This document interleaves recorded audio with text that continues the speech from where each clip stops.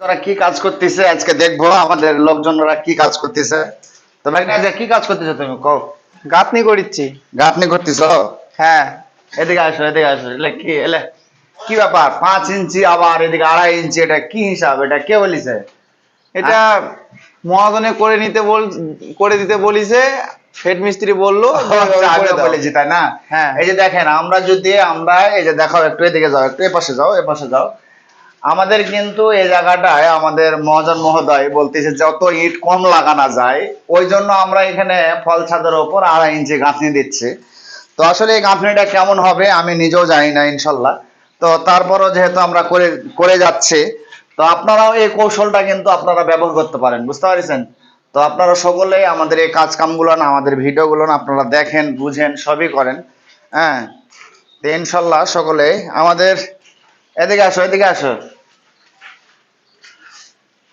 এই তারিখ দিচ্ছ তো সব জায়গায় তারিখ দিচ্ছ তাই না? হ্যাঁ।